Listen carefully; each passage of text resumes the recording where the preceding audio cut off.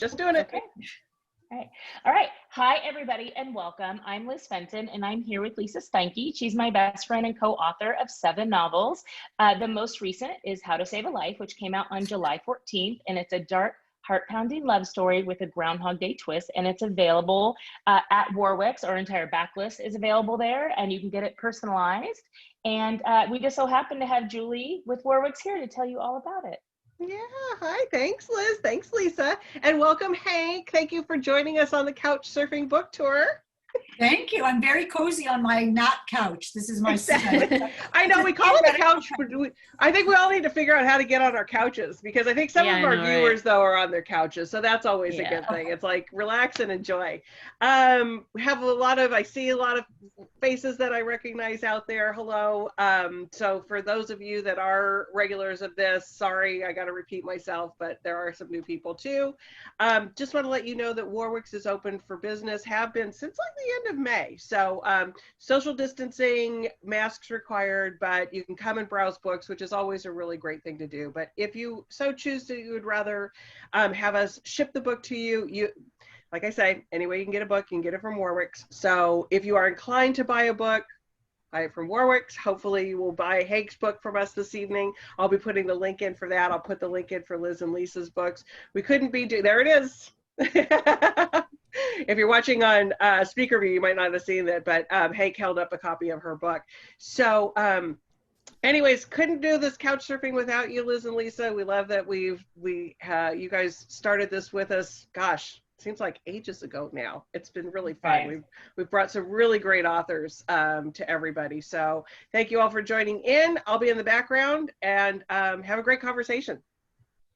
Thanks. Well, Hank, I echo, we're so excited to have you here today, and I'm going to tell everybody a little bit about you. She is a USA Today best-selling author of 12 thrillers, winning the most prestigious awards in the genre, 5 Agathas, 3 Anthonys, the Daphne, and for The Other Woman, the coveted Mary Higgins Clark Award.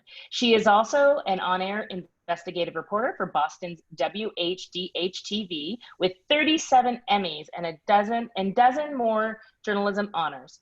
A former president in Sisters of Crime and founder of MWA University, she lives in Boston with her husband, a nationally renowned civil rights and criminal defense attorney. Hank's newest novel, The Chilling Psychological Standalone, The First to Lie, published on August 4th. So welcome, Hank, and I'm gonna pass you over to Lisa, who has lots of questions for you. Thank you. You guys, when I got this invitation, I was so thrilled. You guys are just icons, and your couch is fabulous. So this is just wonderful. Thank you so much. I'm delighted to be here from Boston, where it's 7 o'clock and about 10 million degrees humidity. So forgive me. Your hair looks fabulous. Yeah, girl. You'd never know it. So excited. Well, I'm tiny. Yeah. And, this is why the Brady Bunch look is good. You can't really see anybody. That's great. That's very true. Very true. Well, I'm excited to ask you some questions about your newest book. The Publishers Weekly starred review of The First Lie says stellar. Hank Phillippi Ryan could win a 6th Agatha with this one. And bestseller Sarah Pekkanen says book clubs will gobble it up. I watched an interview with you today where you had a really great way of explaining what The First to Lie is about. You talked about these 5 things. And so I was wondering if you could tell everybody what the book's about and share those 5 things. You know, Lisa, it's interesting because, when you write a thriller and then someone says, what's it about? I'm like, I can't tell you that, or even who's the main character of your book? Well, yeah, I can't tell you that either. So I had to figure out a way to talk a little bit about just how the book feels and what you'll get from it and how, when you're immersed in it, what it's, where does it take you? So there's this great thing on Twitter, first of all, that says, if there's a great thing on Twitter, I'm not sure if that's a doable thing. Tell about your book in 4 words. So in 4 words, it's betrayal, motherhood, obsession, and revenge. And that's sort of the essence of The First to Lie. But as you're talking about, the 5 things are, let's see if I can do this again for you. A devastating childhood betrayal, an undercover reporter who's in too deep, a beautiful sailboat on the Chesapeake Bay, a rich and powerful family, and an ice pick that is not used for ice. So basically, The First to Lie is 2 smart women facing off in a high-stakes psychological cat and mouse game to get revenge for a terrible betrayal. But which woman is the cat and which woman is the mouse? And who will be the first to lie? So see, that didn't give anything away, but it told you a lot. It's so good, and it's so hard, like you said, to explain really any book, but especially a thriller, and you just nailed it. Liz and I could definitely learn from that. That's something we may be calling you on our next book and be like, yeah, exactly. You know, it's interesting because it'd be fun to come up with the 5 things. It really would. Yeah. And when I thought about it initially, and I thought, I'm not sure I can do that. And honestly, it does make you really key in on what the engine of your book is. You know, why would somebody care about this? Why would somebody read this? Why would this speak to them in some way? You know, after I've been in television for 43 years, which is so crazy to think about now. And part of what I do is, you know, I take something that's a story that's really complicated and research and study and interview and take notes and write and write and write. And I have to take a lot of complicated stuff and make it into a story, you know, make it entertaining and riveting and compelling. I don't want you to turn off the television when my stories are on TV. And I don't want you to be able to put my books down. You know, I always say, I want you to miss your stop on the subway because you're just, you know, just like your books. And so that preparation, that all those years as a reporter have really prepared me for this in a really unexpected way. So that's like the perfect segue into my next question, which is about your 43 years, which is amazing, being on a television reporter in Boston. And you said that the idea for your book was inspired by a real life story you investigated like a while back. So yeah. I thought that was an interesting story, if you could share it. Well, you know, people say, and you've had this question, you two, where do your stories come from? And you think, I don't know, you know, there's this sort of magical thing. Sue Grafton used to really call it the magic of how you know what a good idea is. It's like when if you can imagine tossing a pebble into a pond and it just plunks into the bottom like a stone. And sometimes you would you would toss a pebble into a pond and the ripples would just fan out and it would get bigger and bigger and bigger instead of smaller. You know what I mean? And you think this is a thing that a book could be. You know, how can you do your version of Groundhog Day? How can Lila Bennett split into 2? You know, how could that be? And you know it will work. You know, even if you don't know exactly how it will work, you know it will work. And sometimes they're like little time release capsules in your brain, and then they come out at the time that you need them. So that's exactly what happened in The First to Lie. I do a lot of, I've wired myself with hidden cameras and confronted corrupt politicians and gone undercover and in disguise. And it was those, you know, carrying a hidden camera, and it was those experiences that sort of formulated this. At one time in particular, we were doing a story about doctors in Massachusetts and how it was really impossible for patients to know what their doctors or potential doctors' legal history was, whether they had a history of malpractice losses, basically. And not that it would necessarily make a difference, but it'd be something that you'd want to know. And we found out that in order to find out that legal history of your doctor in Massachusetts, you'd have to go to every single courthouse and look up the doctor's name in every single file. So impossible to do. So when I said to the head of the Board of Registration in Medicine in Massachusetts, the oversight committee, registration board for doctors, how is someone supposed to know if a potential doctor has a terrible malpractice history? And she said to me, well, the doctor will tell you. And I said, no, they won't. I mean, I see you all laughing now. No, they won't. And so we went undercover. I went undercover with my producer, a guy named Chris, and I posed as a woman who wanted to get pregnant, and he posed as my husband. And I had, I'm a television reporter, so I'm known a little bit. So I had my hair up on top of my head and big glasses and no makeup and like 3 sweatshirts. So my size looked different, and a work shirt over that. And in the buttonhole of one of my work shirt was what we call button cam, which is the lens of a hidden camera. And snaking down behind that button cam was the wire that was attached to a hidden camera on a fanny pack that I was so adorably wearing. And I just had to hope that the doctor, when he was looking at my chest, was not thinking, wow, that's a hidden camera. No, that was a problem. So quickly, my goal was to see, we knew he had a terrible malpractice history. And my goal was to see if he would tell me that, like the Board of Registration Executive Director insisted that he would. So we got to the end of this interview, and I'm being the meek little woman who's trying to get pregnant and looking for a doctor. My fake husband is sitting next to me being all, accommodating and sad.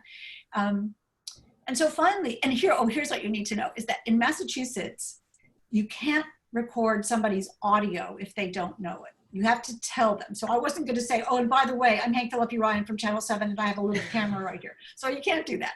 So but you can record someone's video if they don't know it. That's perfectly legal. So I needed to get him to answer this question very dramatically clearly.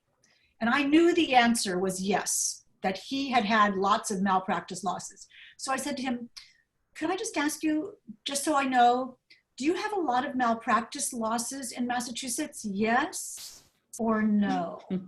Yes or no? Because I knew I had to get him to make that clear on camera because I didn't have any audio. So he says, no. And I'm like, no? And he says, no. And I thought, that's just not true. That's just not true. And we did that. And he was just lying to me. And we did that in several doctors' offices, and not one of them told me the truth about their malpractice history. Not one. And as a result of our story, the law in Massachusetts, the regulation got changed so that that information is now easily accessible in a doctor's public record. So, but the thing about it that, it was not only the visit to the doctor's office and how this particular doctor and several others had lied to me about their record, but about that I was lying too, right? I was lying too when I went into that office completely under false pretenses, not a woman looking to get pregnant, but a reporter looking for a good story for the greater good to help other people. So I started thinking about that. It was okay that I lied because it was for good, but it was not okay that he lied because he was doing it to protect himself and to lure me into becoming a patient, right? Maybe, possibly against my better interests. So that's when I started thinking about, I had become someone else to get what I wanted. And how dangerous was that? What if being someone else could get you what you want? And that was really the beginning of this book. And now it's on the inside cover of this. What if being someone else could get you what you want? And that doctor's office visit was exactly the domino that started the book. And that's all you need is one good idea. Right. And so you've said, so you'll have your idea, but then your readers are always telling you they're so surprised by all your twists and turns, and the endings are shocking. And this is what I found so amazing, is that you don't know any of them until you find them out, so to speak. You sit down to write this and you have no idea. And with a thriller, that's just so amazing, I think. Well, do you know what the end of your books are? Yeah. Usually we do, but it's open to be able to be changed. Yeah. But when we wrote our thrillers, we outlined them. But when watching the interview with you, it was interesting because there was a good point that he made, the guy interviewing you from Book Trib, which was, if you're finding it out as the writer, you're more like the reader. So it seems more authentic. So I thought that was. And a couple things about that. So right and so true. And thank you for watching that interview. It was very good. I love Book Trip. It's a little bit like doing a news story. I mean, I'm an investigative reporter. I've been an investigative reporter for decades. And when I'm looking for a story for the news, I don't know the end of it, right? I don't know, because if I knew, it wouldn't be new. It would be something that everybody knew already, and it wouldn't be an investigative breaking news kind of big deal investigation. It wouldn't be that, it would be old. So I learned after all these years to be confident in looking for the story. I'm out looking for a story, and I don't know the end, and that's okay that I don't know the end. And I trust the sort of reporting process that I'll be able to find it, because there is an end, there is an answer. I'm not quite there yet. So I think when I'm writing my novels, and I'm in the midst of writing my 13th one now, which is completely crazy. I start out with a good idea, with a theory, just like in the news, with a hypothesis, with a question, and I see if I can find the answer to it. And so that's exactly the same thing that happens when I'm writing my novels. I have an idea, and I see if I can find the answer to it. So that's what gets me to the computer every day, is that I don't know what's going to happen until I write the next word or the next sentence or the next paragraph or the next scene. I don't know. And so I don't find out until I write it. So that's what gets me to the computer every day, is I'm like, I wonder what's going to happen next, because the only way I can know is to write it. And you two have had the experience of you're typing and you think, and somebody says something or does something and you're like, really? Right. That's what you're going to do? And in my new book, I had a scene, I just wrote this scene yesterday where someone says, oh my goodness, something like, you're telling me she's really alive? And I thought, oh, I don't know. Let me figure that out. Is she? I don't know. And you can imagine what a big turning point in the book that is. So it's not only the ending, but it's every twist along the way, because in a good page-turning thriller, the kind I try to write, I want you not to be able to stand not turning the page. So there have to be twists and turns and surprises along the way. So when people say, wow, the first to lie, you really surprised me, I'm like, yeah, wasn't that a surprise? Could you surprise me? It surprised me. And it is fun when those surprises happen. It's a tightrope, as you can imagine, because, seriously, as a writer, you are, I want to be better with every book. I want to challenge myself with every book. I want people to say, wow, this is her best ever. I do the best I possibly can every time. And that's pushing myself like you do too. I'm pushing myself. So it's risky, and I have days when I think, I don't know, I don't know how this book is going to be. I don't know what the end's going to be. I don't know how this is going to happen. And this is probably not going to work. This is probably not going to work. And I have learned, just like in television, I have learned to do what I call embracing the panic. So embracing the panic means when I get to that moment that I get to in every television story and in every book, when I think this is not going to work, I've learned to say, oh boy, now I'm at the point where I think it's not going to work, which means the good idea is about to come. The panic is a step along the way. In life too, in all parts of our lives, when there's a moment of panic, you think, okay, now I will find a solution. There's a great quote from Thomas Edison. I'll just tuck that in. There's a great quote from Thomas Edison who says, when you think you have exhausted all of the possibilities, remember this, you haven't. And that, that's just the answer to everything. Well, I'm going to definitely keep you in mind next time I run into, a roadblock with my writing, because you're so inspiring. Yes, just push through. Yeah, the pain. I mean, look at your books. Look how successful you are. Wasn't a fluke. That's skill, that's talent, that's work. You really worked. So when I teach my writing classes, I say, if this isn't difficult, you're not really working hard enough. you're not pushing yourself hard enough. So when you get to a point where you think, I don't know, just think, that's a good thing. That means it's going to be good. Okay. We'll keep that in mind for sure. So with the 12 and I guess almost 13, because you're almost there, right? Has your writing process changed, or has it been the same for all the books? I think it's the same. I will show you. Let me see if I have it right here. This is Pitiful and Solo Tech. This is my Pitiful words per day chart. Can you see? Oh, I love that. Oh, that's right up my alley. That's so you, Lisa. That's so me. Don't show mine to her again. Mine's on the computer. That's the only difference, but I'm there with you. Because don't show it to her again. I don't want to do it on the next. I don't want to do it on the next book. Here's why.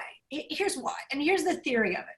Is first of all, it's like a 5-year-old getting a gold star. I want people to say, you're good. You're good. You did you did it. You succeeded. Yes. But kind of philosophically, when I say to myself, I'm writing 1,000 words today, I'm not saying to myself, I have to finish my book. Oh no, how am I going to do that? I think I'm going to make a task that I can do.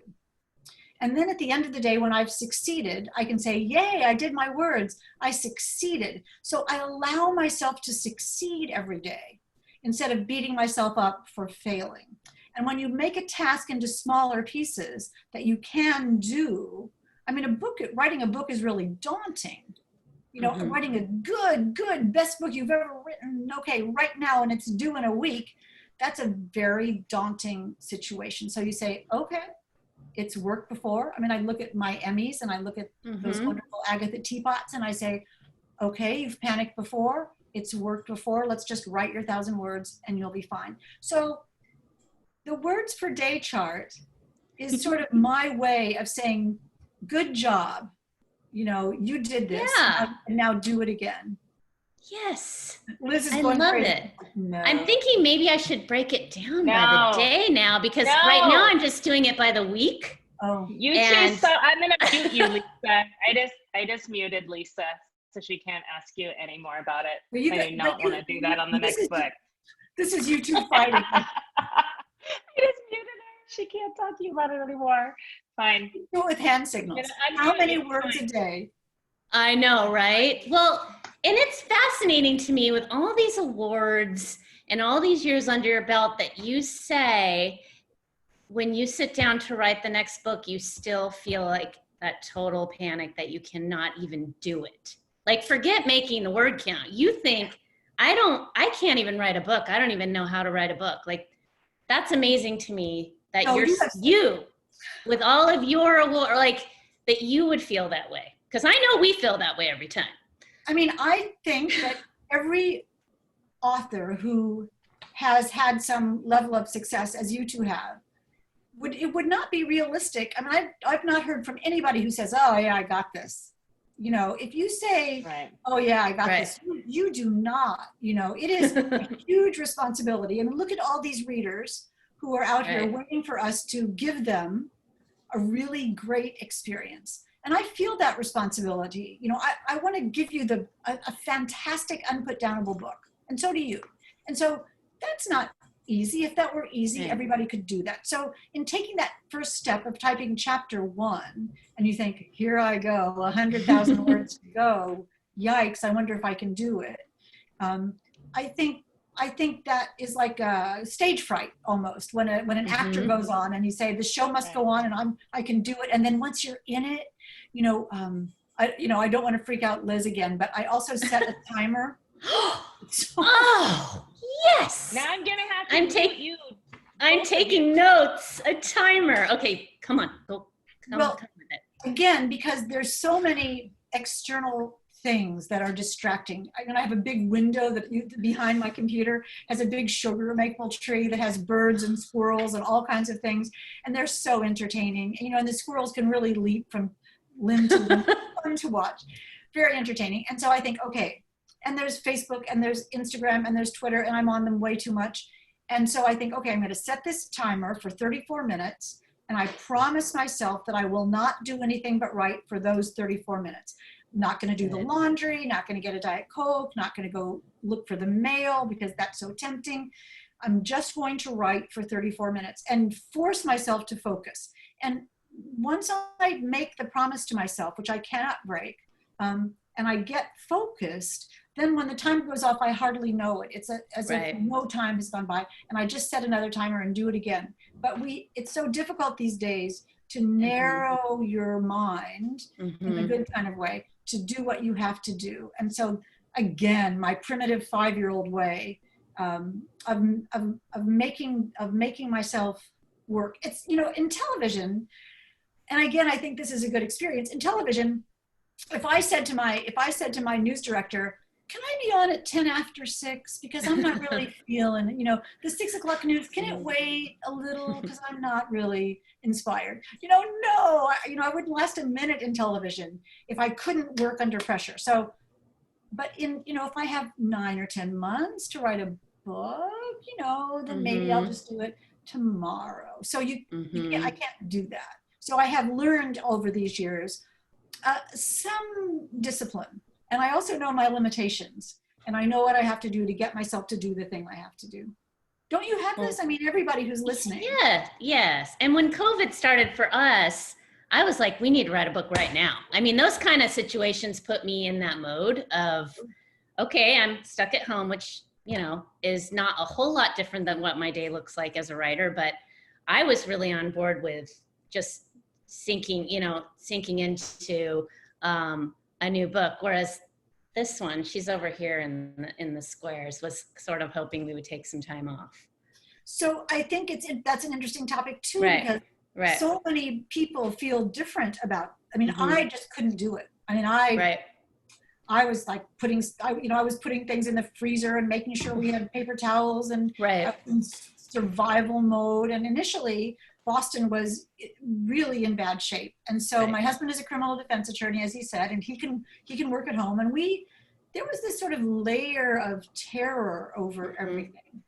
And finally I said to my husband, we are watching 1 hour of news a day, and that is all, because I'm putting this on, rationing the news, because we were just filling our heads with negative things. And that's when I started being able to write again, to be able to get back into the book and back into fiction. It was difficult. Yeah, so I think I just didn't, I wanted to avoid the news from the get-go. So I think that was my program. Very wise. Yeah. Well, let's talk about standalones versus series. And I'm curious, like because you've had 2 series and 3 standalones, is that right? Yes. How do you know when a book's going to go past one book, or what's your process for deciding if it's a one and done or if it's a series? I think the story dictates that pretty clearly. When I wrote my first book, I remember when I got the idea for it, I was 55, which is crazy, which was 10 years ago. And I came home and I said to my husband, I'm going to write a book. I have a great idea. And Jonathan says, great, honey. He says, do you know how to write a book? And I'm like, how hard can it be? So it was really hard. And my first draft of Primetime was 723 pages long. That's how much I didn't know what I was doing. I had to cut 400 pages, which was very educational.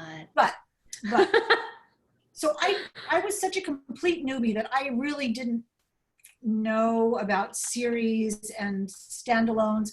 I really didn't think of it that way. I thought, I have this great story, just like a news story. I have this great story I'm going to write. This is a perfect mystery. And that turned out to be Primetime. And so when I got an agent, she said, well, is this the first book in a series? And I said, oh, yes, definitely. Absolutely.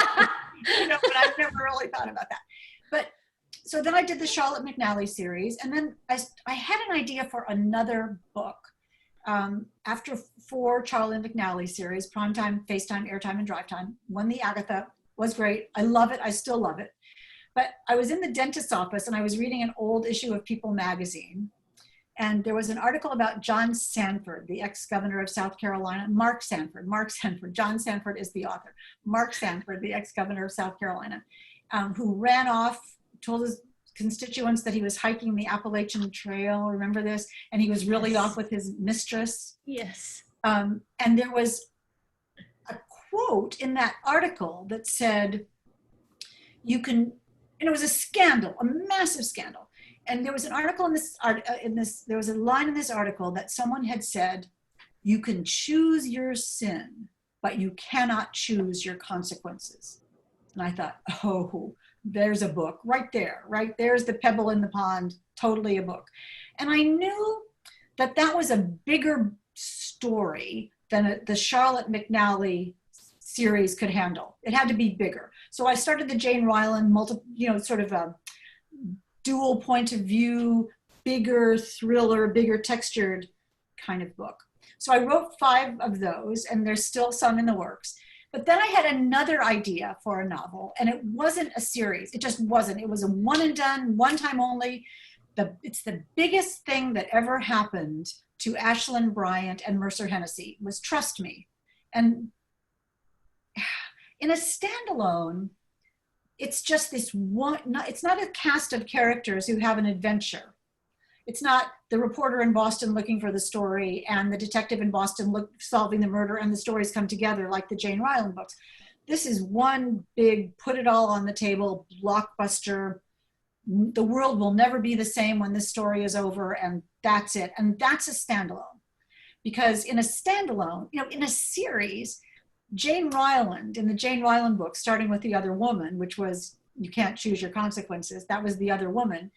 Jane Ryland is not going to die because there's another in the series and there's another in the series, and the readers know that. The readers know Jane Ryland is not going to die. So the tension in a series has to come from something other than the main character's mortality, because you readers are smart. You know that they're not going to die.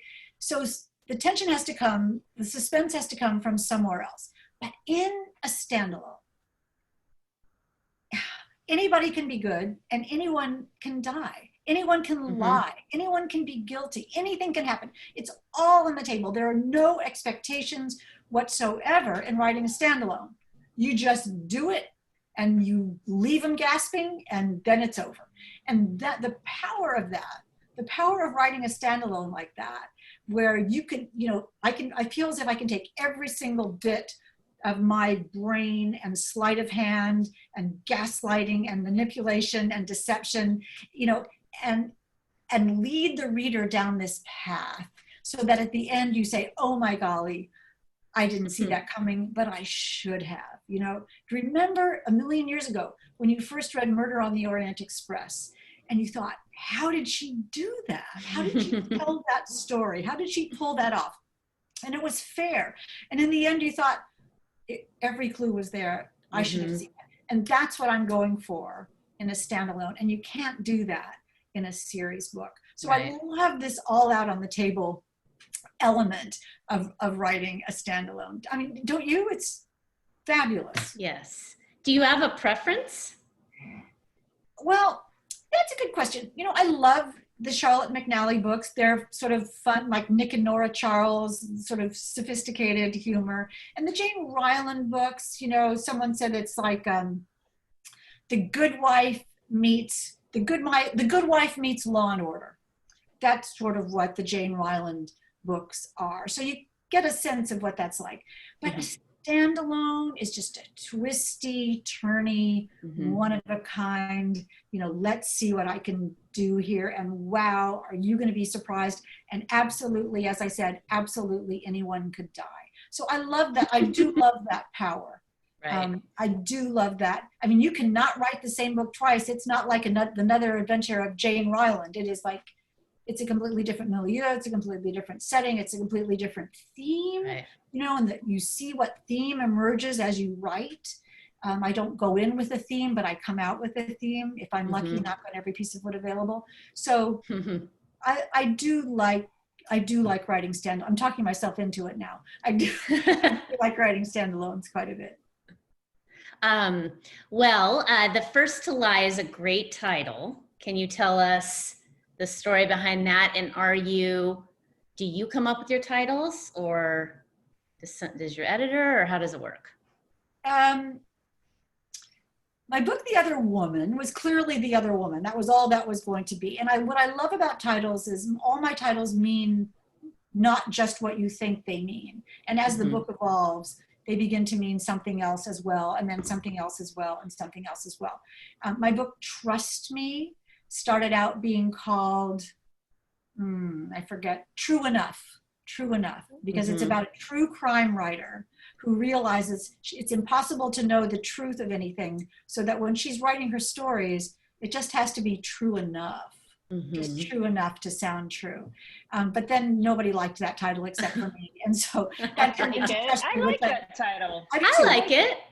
Okay, I'll do it for the next book. There you go. The Murder List, the book, The Murder List, which I just happen to have right here. Look at you. Look at that. And I love that, how it's like half face. The Murder List started when I wanted to do, my husband is on the murder list. I promise you this is getting to your answer. My husband is on the murder list, which is the list of lawyers who are experienced and qualified enough to be able to be assigned to handle murder cases, defend murder defendants of indigent clients. Because everybody deserves a good lawyer, even if they can't pay for it. So I always thought The Murder List was a good title for something. When I told my editor about The Murder List, she said, oh yeah, that's your next book. Now you figure out what that is. And so I had no idea what the book was about. I just had the title. So in The Murder List, one of the main characters is talking to a police officer, and he says to her, you know, the first to talk is the first to walk, meaning the first bad guy to rat out their Confederate is the first one to get a lighter sentence. And in the book, she says, yeah, but what about the first to lie? And I thought, oh, yeah, what about the first to lie? And it's so interesting. So when you say, where did you get the idea? I got it from the character that I wrote. My character said my title. So, you know, you never know. Isn't that amazing? That is amazing. And that was the title of it from the beginning. Before I'd even typed chapter 1, it was the first to lie. That's amazing. That's awesome. That's like over half the battle right there is the title. So Isn't it? you The title is the whole thing. Yes, it's the whole thing. It's the whole thing. All right, so we have time for one more question.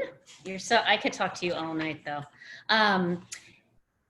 What do you want, I guess, readers to leave with after they finish this book? That is interesting. You know, I guess I want people to feel empowered. You know, when I was little and I would ask my mother questions and she would say, why don't you go find out for yourself? Why don't you go ask? You know, just go, just ask that person, just find out, see if you can come back in 5 minutes with the answer. And I loved doing that. I love finding out for myself. And as we become adults, and we have to make life and death kind of decisions and important kinds of decisions, sometimes I think we're intimidated by power. And I think we have to feel that we have the right and we have the confidence to, you know, ask your doctor, ask your lawyer, ask anybody, you know, to tell you the real answer about something.